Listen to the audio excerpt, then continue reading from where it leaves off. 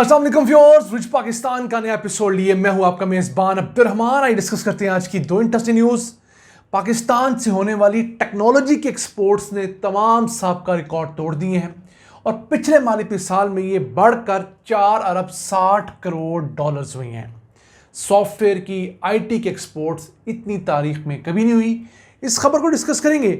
जबकि आज की दूसरी खबर, EOBI एक ऐसा इदारा जहां पर प्राइवेट लोग खुद को रजिस्टर करवाते हैं और उन्हें पेंशन मिलती है, उसमें इंश्योर्ड मुलाजमीन की तादाद अब 1 करोड़ 16 लाख से तजावुज कर गई है। ये लोग रिटायरमेंट के बाद एक छोटी सी पेंशन के हकदार होंगे जिन्हें दूसरी सूरत में पेंशन नहीं मिलेगी। इस खबर को प्रोग्राम के दूसरे हिस्से में डिस्कस करेंगे, लेकिन पहले चलते हैं आज की सबसे अहम खबर की तरफ। पाकिस्तान ने अपनी तारीख की जहां दीगर सारी एक्सपोर्ट्स की हैं, वहां पर आईटी की, सॉफ्टवेयर की, टेक्नोलॉजी के एक्सपोर्ट्स भी सबसे बुलंद तरीन रही, जो 4 अरब 60 करोड़ डॉलर्स थी। पिछले साल की निस्बत इस साल 26% का इजाफा रिकॉर्ड किया गया है।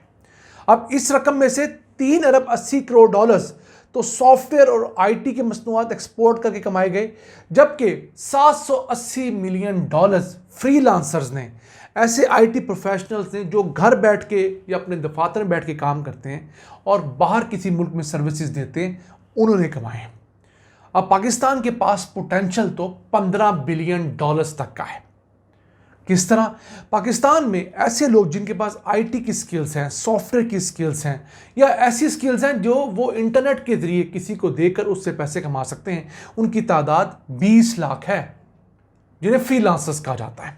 अभी इन फ्रीलांसर से 780 मिलियन डॉलर्स ही हुकूमत के कागज़ों में मैच्योर हुए हैं। कुछ रेमिटेंसेस के बाद में आते होंगे, मजमूई तौर पर 1 बिलियन डॉलर्स कमा रहे हैं। पाकिस्तान में हर साल 25 से 30 हज़ार नया नौजवान आईटी में, सॉफ्टवेयर में ग्रेजुएशन करके पास आउट कर रहा है, लेकिन बदकिस्मती से इनमें से सिर्फ 20% ही ऐसे हैं जो अच्छी स्किल्स रखते हैं, जिन्हें जॉब्स मिल जाती हैं। समझ लीजिए 30,000 में से सिर्फ 6,000 ऐसे होते हैं जो काम के होते हैं। 24,000 ऐसे हैं जो डिग्री तो ले लेते हैं रट्टा लगाकर, टाइम पास करके, जिन्हें ऐसा कोई स्किल नहीं आती। और अब बढ़ते बढ़ते इन लोगों की तादाद पाकिस्तान में कुछ 3.5 से 4 लाख हो चुकी है। ऐसे नौजवान जिन्होंने आईटी के अंदर, सॉफ्टवेयर के अंदर ग्रेजुएशन की है, मास्टर डिग्री ली है, लेकिन काम नहीं आता। अगर पाकिस्तान इन लोगों पर इन्वेस्ट करे, पहले से ज़्यादा कुछ कर रहा है, तो यकीन कीजिए ये नौजवान जो फिलहाल नाकारा हैं, ये आपको 1 अरब डॉलर्स कमा के दे सकते हैं। वो किस तरह? हम अज्यूम करते हैं कि 3.5 लाख ऐसे नौजवान हैं जो आईटी की फील्ड से हैं, सॉफ्टवेयर की फील्ड से हैं, लेकिन बेरोजगार हैं। ये बहुत छोटी और फजूल अपने फील्ड से बाहर जॉब कर रहे हैं। तो अगर हम उन्हें 6 महीने से लेकर 1 साल के ऐसे कोर्सेज करवा दें, मसलन वेब डेवलपमेंट को सिखा दें, हम उन्हें मुख्तलिफ़ किस्म की 3D प्रिंटिंग के काम सिखा दें, आर्टिफिशियल इंटेलिजेंस की एक्सपर्टीज़ दे दें, कि वो अपना एजुकेशनल बैकग्राउंड तो रखते हैं, कुछ उन्हें प्रैक्टिकल एक्सपीरियंस मिल जाए तो उस फील्ड में चल पड़ेंगे। और औसतन एक जो पाकिस्तान में फ्रीलांसर सबसे कम पैसे भी कमाता है ना, वो $3,000 सालाना है। सबसे कम जो कमाता है $250 माहाना की बात कर रहा हूँ। तो अगर ये सबसे कम $3,000 सालाना कमाएं 3.5 लाख नौजवान, तो पता कितने पैसे बनते हैं? 1 अरब डॉलर से ज़्यादा बनता है। हालांकि ऐसे फ्रीलांसर्स जो मीडियम कैटेगरी के हैं, वो साल का 6,000 से लेकर $10,000 कमाते हैं, और जो अच्छी कैटेगरी के हैं वो $15,000 से लेकर कई लाख डॉलर तक भी कमा लेते हैं, लेकिन उनकी तादाद सिर्फ 5% होती है। तो हमें इन नौजवानों को ट्रेन करना होगा जो ऑलरेडी कंप्यूटर साइंस की फील्ड में, आईटी की फील्ड में BS कर चुके हैं, ग्रेजुएटेड हैं, MS की डिग्रियां रखे हुए हैं। थोड़ी सी इन्वेस्टमेंट पे करनी होगी। एक नौजवान को ट्रेन करने पे औसतन हुकूमत का कोई 50,000 से लेकर 1 लाख रुपया खर्चा आता है, तो बहुत बड़ी बात नहीं है। इसके बदले में जो हमें इतना बड़ा एक रिसोर्स मिलेगा, पैसे मिलेंगे, वो बात है। फिर पाकिस्तान के अंदर गुज़श्ता 1 साल के अंदर कोई 23 ऐसे स्पेशल टेक्नोलॉजी जोन्स बनाने की इजाज़त मिली है, जहां पर इसी तरह की आईटी फील्ड की कंपनियां सेटअप हो चुकी हैं। मजमूई तौर पर पाकिस्तान में सॉफ्टवेयर टेक्नोलॉजी जोन्स की तादाद बढ़कर 44 हो गई है।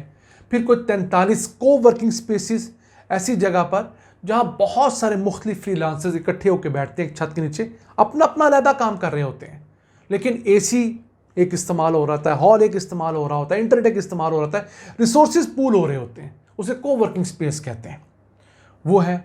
तो इस तरह इन नए बनने वाले स्पेशल टेक्नोलॉजी जोन में को 18,000 प्रोफेशनल्स जॉब कर रहे हैं। तो हमारे पास कदम कदम पर अल्लाह ताला ने वसाइल रखे हैं, मौके रखे हैं। अब ये हम पे डिपेंड करता है कि हम उन वसाइल को, उन मौके को कितनी जल्दी अपने मसरफ में लेके आते हैं, कितना बेहतर इस्तेमाल करते हैं। आइए चलते हैं आज की दूसरी अहम खबर क्या ना। EOBI एक ऐसा वफाकी इदारा जो प्राइवेट मुलाजमीन को रिटायर होने के बाद पेंशन देता है, या अगर मुलाजमत के दौरान ज़ख्मी होते हैं, बीमार होते हैं तो हेल्थ इंश्योरेंस देता है। अब उसके पास रजिस्टर्ड मुलाजमीन की तादाद 1,16,00,000 हो गई है। अब आहिस्ता आहिस्ता इनमें तेज़ी से इजाफा हो रहा है। क्यों? एक तो ऐसे वर्कर्स जो मुख्तलिफ माइंस में काम करते थे, मादनियात का काम करते थे, कानकुन थे, वो भी रजिस्टर हो रहे हैं। पहले इसमें रजिस्टर नहीं होते थे, और वहाँ पर तो आप जानते हैं इंजरी की और डेथ की रेशो बहुत ज़्यादा है। फिर ऐसे घरेलू मुलाजमीन जो पहले कई रजिस्टर नहीं होते थे, मसलन खानसामा है, ड्राइवर है, घर में काम करने वाली ख़वातीन है, उन्हें भी अब इसके तहत रजिस्टर किया जाना शुरू कर दिया गया। अब ये जो मुलाजमीन है उनको फ़िलहाल कम से कम 11,500 रुपया पेंशन मिलती है, जो रिटायर हो चुके हैं EOBI के तहत। 15% हुकूमत ने इस साल इनकी पेंशन बढ़ाई है। आहिस्ता आहिस्ता हर साल बढ़ रही है। खुशी मेरी इस बात की है कि ये तादाद बढ़ रही है। पाकिस्तान में वैसे ऐसे लोग जो नौकरी पेशा हैं, जो इस वक्त एम्प्लॉयड हैं, मुलाजमत कर रहे हैं या अपना कारोबार कर रहे हैं, उनकी तादाद 7,80,00,000 है, जो टोटल काम करने वाली उम्र के लोगों का 93% बनता है कम से कम। अभी भी मुल्क में 53 लाख से 60 लाख लोग ऐसे हैं जिनकी उम्र तो काम करने वाली है लेकिन वो बेरोज़गार है। तो इन 7,80,00,000 में ये जो तादाद है 1,16,00,000, वो तकरीबन 15% बनती है। कम है, लेकिन चले इस चीज़ को इंश्योर करवाना चाहिए कि कोई ऐसी फैक्ट्री, कोई ऐसी दुकान, कोई ऐसी जगह जहाँ 5 या उससे ज़्यादा मुलाजमीन काम करते हों, उन पर लाजिम है कि वो EOBI के पास रजिस्टर करवाएं। उससे क्या होगा, जो मुलाजिम है उसे सिर्फ अपनी माहाना तनख्वाह में से 1% पैसे EOB के देने पड़ेंगे।